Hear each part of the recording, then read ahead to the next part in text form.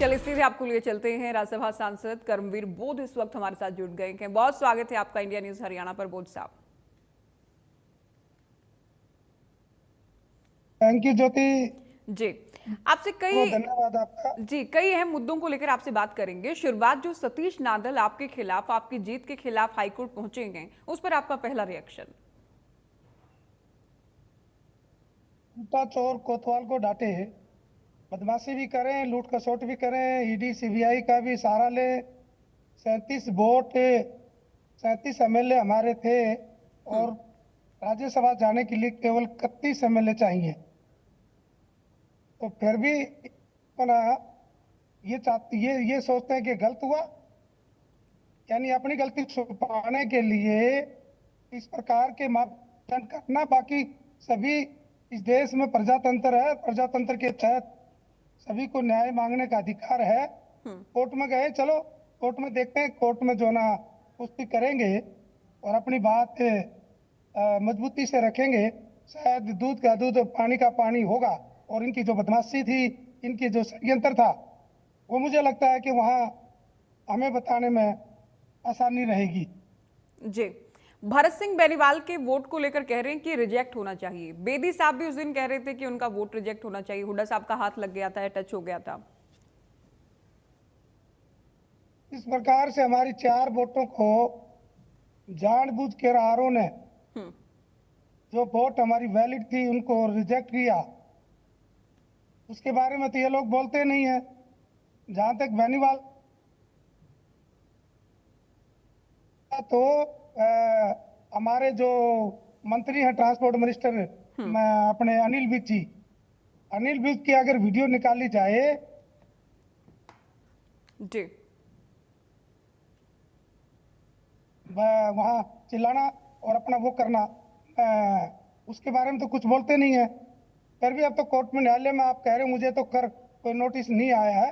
Notice आएगा तो उसका मजबूती से जवाब दिया जाएगा। ज्योति जी, तो आप तक जानकारी नहीं आई है कि हमने तो खुद बात की, सतीश नादल जी कह रहे हैं कि 13 जुलाई को मामले की सुनवाई होनी है। आपके डॉक्यूमेंट्स को लेकर भी सवाल उठा रहे हैं कि बाद में उन्हें कंप्लीट किया गया। किस बारे में? राज्यसभा को लेकर के आवेदन को लेकर। बाद में क्या दिया, तो गवर्नमेंट का प्रोसेस होता है। गवर्नमेंट ने वोटों को रिजेक्ट करे तो उस टाइम कैंडिडेट रद्द कर सकता था वो। अगर ऐसी बातें थी कि बाद में दिए, ये तो एक आरोप है उनके। ये तो अब तो कोर्ट में आप जैसा बता रहे हैं, तो कोर्ट में अपनी पैरवी करेंगे मजबूती से। ठीक है, आप कह रहे हैं सबको अधिकार है, वो गए हैं, अच्छी बात है। और ये उल्टा चोर कोतवाल को डांटे वाली स्थिति है। आपको ये लग रहा है कि हमारे जबरन वोट रिजेक्ट करवाए जा रहे थे और हमारे खिलाफ, हमारी जीत के खिलाफ ये अदालत जा पहुंचे हैं। इसमें तो जनता देख रही है ना, हमारी 5 वोटों को जिस प्रकार से इन लोगों ने क्रॉस वोट किया। और हमारे एमएलए बोलते हैं कि मैं विकास के लिए मैंने वोट क्रॉस की। हाँ, यानी 2-3 एमएलए ने तो बोला ना विकास के लिए। और विकास किस पर कराए? नांदल पे। नांदल सरकार है। जब नांदल को वोट दिया और विकास नांदल से करवाएंगे, वो कोई अनिल अंबानी है क्या, धीरू अंबानी है क्या, जिसके पास इतने 1000 करोड़ रुपए हैं और वो खर्च करेंगे? तो देखते हैं कितना विकास करवाते हैं। जनता देख रही है। इस प्रकार के लोकतंत्र में जिस प्रकार से कांग्रेस के लोगों ने, कांग्रेस के वोटरों ने उनको बनाया, और क्या वो वोटर जो कांग्रेस के वोटर हैं वो सहन कर पा रहे होंगे? वोट किसको दी थी? कांग्रेस को। अगर इतनी हिम्मत है तो वो आप आए मैदान में और इलेक्शन लड़े, 500 आदमी, दूध का दूध और पानी का पानी हो जाएगा। आपसे तो कभी कोई क्यों नहीं बात की रिजाइन इन लोगों करते? ने? आपसे जिन लोगों ने क्रॉस वोट किया और उनको पार्टी की ओर से एक्शन भी उन पर हुआ, आपसे कभी कोई बात की बोध साहब? कोई सफाई दी इन्होंने? नहीं, मैंने सफाई लेने की जरूरत नहीं है। पार्टी का काम है, हमारा शीर्ष नेतृत्व का काम है। और शीर्ष नेतृत्व ने उनके विरुद्ध जो डेमोक्रेसी होती है, जो संविधान होता है, उसके अनुसार, क्योंकि हम तानाशाही पर चलने वाले लोग हैं नहीं, डेमोक्रेसी के अंदर अनुसार जो उनके ऊपर कार्रवाई चल रही है। और प्रजातंत्र का यही एक खूबसूरती है कि सारी चीजें डेमोक्रेसी के हिसाब से हो। लेकिन बीजेपी ने तो डेमोक्रेसी की बिल्कुल हत्या कर दी है। अच्छा, जिनके वोट रिजेक्ट हुए थे, हालांकि ये चीज़ें सारी बाहर नहीं आ पाती हैं, लेकिन जैसे परमवीर सिंह की हम बात करें या अनिल विज को लेकर आप लोगों ने आवाज़ उठाई थी, आप जिक्र भी कर रहे थे, भरत सिंह बेनीवाल को लेकर उस दिन भी चर्चा हुई कि बेदी साहब कह रहे थे कि रिजेक्ट होना चाहिए, अब तो मामला अदालत ही चला गया। दूसरे जो कांग्रेस के वोट रिजेक्ट हुए वोट साहब, उनको लेकर कभी कोई स्थिति साफ हो पाएगी? कैसे हुए, इंटेंशनल हुए, किसके वोट रिजेक्ट हुए, कभी कोई जानकारी हरियाणा वासियों को मिल पाएगी या फिर नहीं? ये देखो, जुडिशरी में मामला गया है, कोर्ट में मामला गया है, तो मैं तो चाहूंगा कि वो बिल्कुल सब लोगों के सामने पूरी तस्वीर रखे, और वो बड़े कॉन्फिडेंशियल होता है। हाँ। तो वो चीजें कोर्ट में जाने के बाद देखते हैं कोर्ट में क्या क्या कोर्ट का विशेषाधिकार है।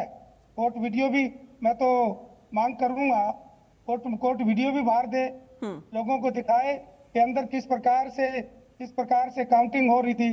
रात को 20 गिलास पानी पिया मैंने। हाँ। इस प्रकार से मैं देख रहा था, क्योंकि मैं सरकार में रहा हूँ, तो वहां लग रहा था कि किसी प्रकार का प्रजातंत्र या था ही नहीं, यानी अपनी बात किसको बताएं, ऐसा लग नहीं रहा था। यानी लग रहा था कि बिल्कुल कोई बहुत ज्यादा जबरदस्ती हो रही है, और जो ना लूटा जा रहा देश को, इस प्रकार की कि बिल्कुल जो है ना गोली बंदूक जैसे आदमी डरता है, इस प्रकार से भयभीत किया हुआ था सारा मुल्क। आपका इंटरव्यू भी हमने किया, तब भी आपने बताया कि आप 10-12 गिलास तो पानी ही पी गए थे, कितने परेशान, और आपको लग रहा था कि नंबर्स भी हैं, उसके बाद भी पता नहीं क्या होने वाला है। बीबी बत्रा साहब को हम देख रहे थे, वो तो लिटरली रोने लगे थे, आंसू थे उनकी आंखों में। अब इतने सीनियर नेता और जो ना वो परेशान थे कि मैं एमएलए, इतनी बार सीनियर एमएलए बन गया, और वहाँ एक एमएलए की बाहर हमारे सीएम एक्स जो ना हुड्डा साहब बाहर बैठे थे, हमारे एमएलए सारे बैठे थे। ऐसा महसूस हो रहा था अपने आप को, ऐसा महसूस कर रहे थे कि क्या जबरदस्ती हो रही है। पूरी की पूरी सरकार विधानसभा में बैठी हुई थी। अरे भाई, जब अपने हमारे टाइम पर जब राज्यसभा के इलेक्शन हुए, तो जिसकी 31 वोट थी, तो हमने तो वहां भी बिल्कुल उतनी वोट थी जितनी चाहिए, फिर भी जोरों सर्वसम्मति से बनाए। और ये क्या था, तीसरा आदमी कहते हैं हमारा आदमी नहीं था, तो आपने 10 वोट 10 एमएलए साइन करते, किसी न करे, क्या मनसा थी? जब आपके पास वोट ही नहीं थे जीतने के लिए, दूसरा कैंडिडेट इसलिए उठा कर ले गए, लूटने के लिए, जबरदस्ती के लिए, गोली और बंदूक के सहारे जी। तो ज्योति जी, ये सारा देश देख रहा है, ये ज्यादा चलने वाला नहीं है। बोध साहब, अब जब मामला अदालत गया है, सतीश नांदल जो कि बीजेपी समर्थित और बीजेपी के ठीक है पदाधिकारी भी थे, इंडिपेंडेंट आए थे, आप ये बताएं, आपको तो दिल में कोई डाउट या थोड़ा बहुत डर तो नहीं है कि पता नहीं अदालत से कहीं फैसला उलट ना जाए? कोई आशंका है ऐसी? नहीं, किसी प्रकार का भी नहीं। किस प्रकार का? सारी की सारी गलतियां उनकी हैं। उनका एक वोट कैंसिल हुआ, उसके बारे में तो कभी भी नहीं बोले वो लोग। हाँ। और इवन जो 2 वोट है, मैं आपके टीवी के माध्यम से कहना चाहता हूँ, हमारी और वोट उनकी वोट सेम बात पर रिजेक्ट करिए, सेम, बिल्कुल सेम टू सेम। वो कैसे होगी? ठीक है, तो कोई डर नहीं है, कोई डाउट नहीं आपको? अब ये बात भी जाननी चाहिए कि भाई ये जो सेम वोट हुई है उनकी और हमारी सेम मसले पर रिजेक्ट हुई है, और जो वोट मेरी कैंसिल की है, तो दूसरा जो आरओ थे, जो सेंट्रल गवर्नमेंट की तरफ से थे, मिस्टर ए श्रीनिवास जी, उन्होंने कहा कि ये जो छोटी छोटी बिंदी थी भी नहीं थी, ये जानबूझ के आरओ ने या इनके जो है ना बीजेपी ने लगवाई होंगी। अच्छा। जो बहुत ध्यान देने के बाद भी नहीं पता चलता। अगर किसी ने रिजेक्ट करनी थी तो इनकी तरह 5 की तरह कर देते। नहीं, लेकिन थोड़ा बहुत तो ये भी होगा ना कि दोनों हाथों में लड्डू रखने होंगे। बोध साहब, दोनों हाथों में लड्डू रखने होंगे। वोट रिजेक्ट होने से भी तो आपको नुकसान हो रहा था ना, आपके वोट रिजेक्ट होने से आपको भी नुकसान हो रहा था। क्रॉस से हो रहा था, यानी इतना नहीं हो रहा था जो क्रॉस से हाँ, हो रहा था। क्रॉस वोट वाला तो डेफिनेटली सीधा सीधा नुकसान है, लेकिन गेम तो बदल ही रहा था ना। अदरवाइज तो आप लोगों के पास पूरे नंबर थे, सरप्लस नंबर थे कांग्रेस के पास। वोट रिजेक्शन भी तो एक गणित बदलता ही है।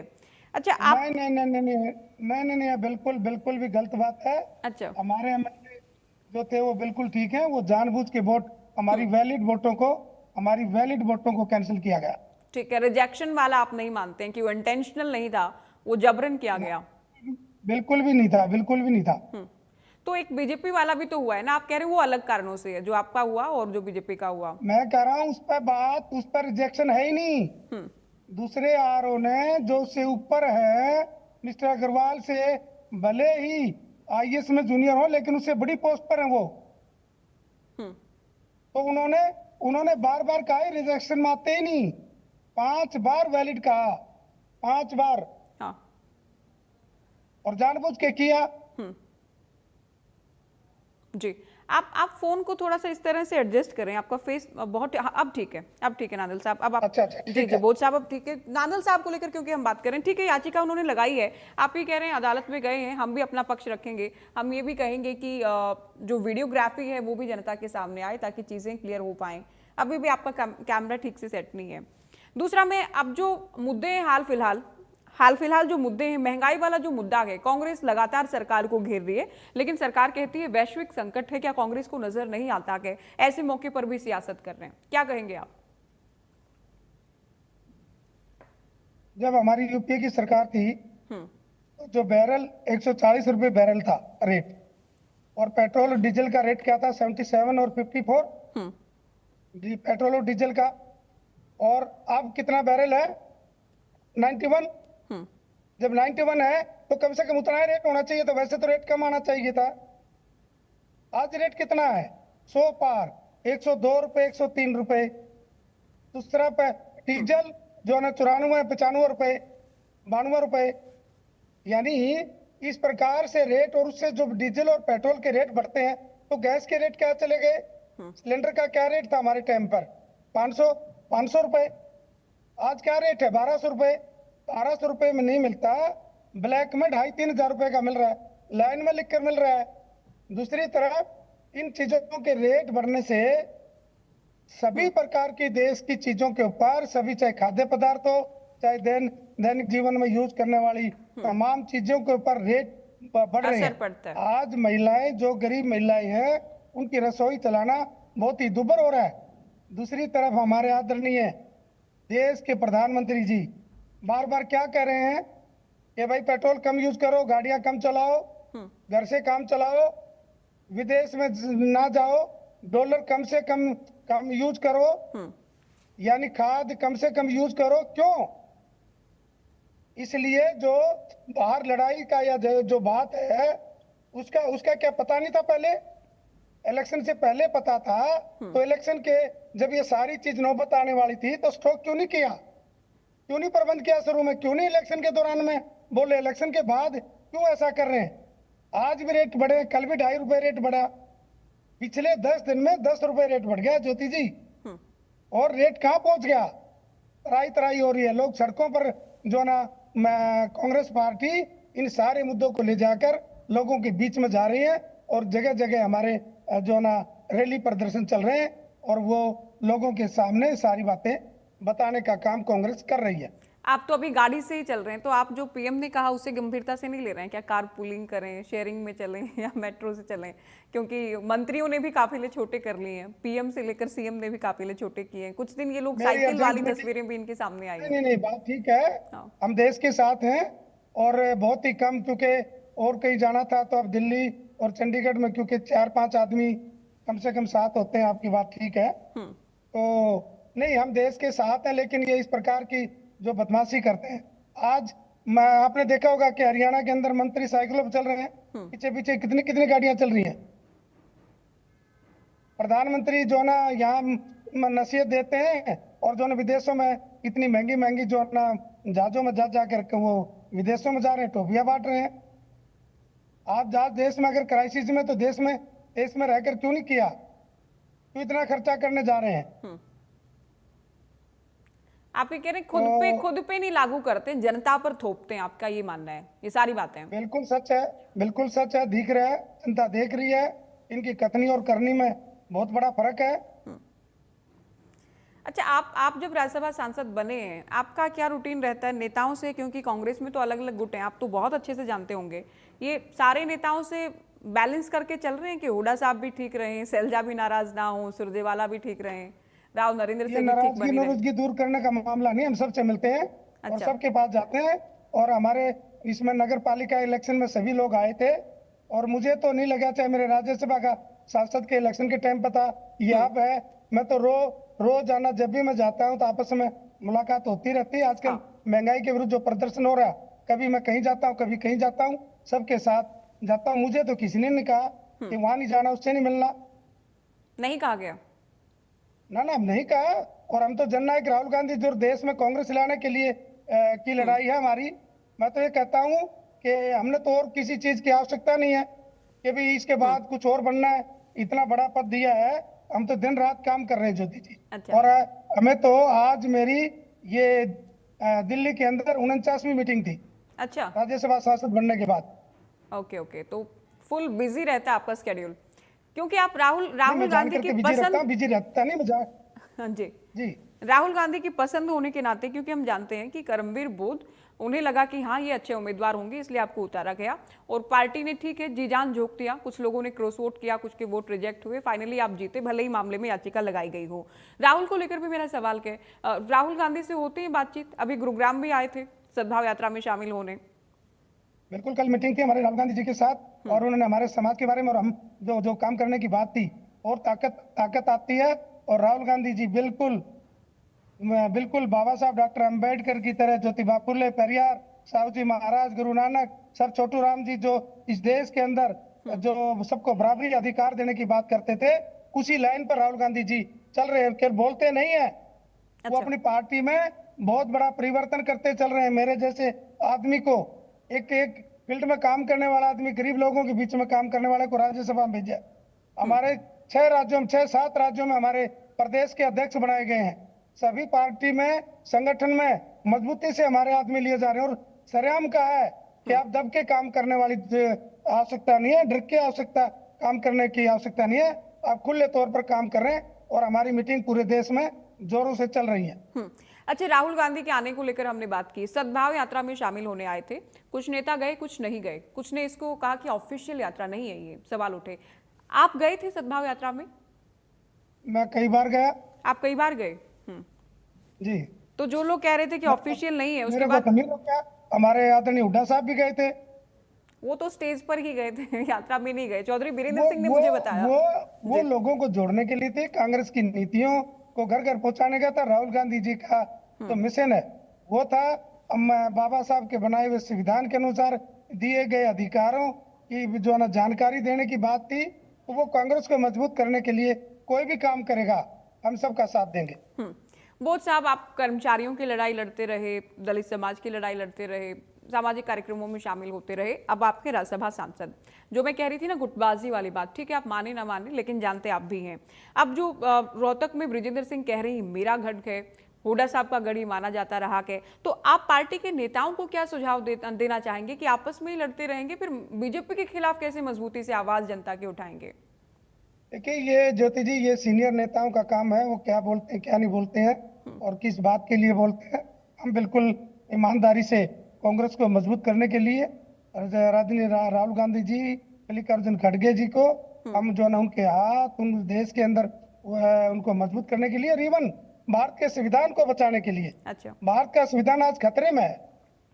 आज बिल्कुल टोटली मनुस्मृति के अनुसार ये लोग काम करना चाहते हैं, आपस में जाति धर्म पर लड़ा रहे हैं, अधिकार कुछ नहीं दे रहे। इस देश में जो हमारा आरक्षण था वो खत्म कर दिया है, पदोन्नति में आरक्षण खत्म कर दिया, बैकलॉग खत्म कर दिया है, स्पेशल कंपोनेंट बजट का पैसा 5% भी खर्च नहीं होने देते ये लोग।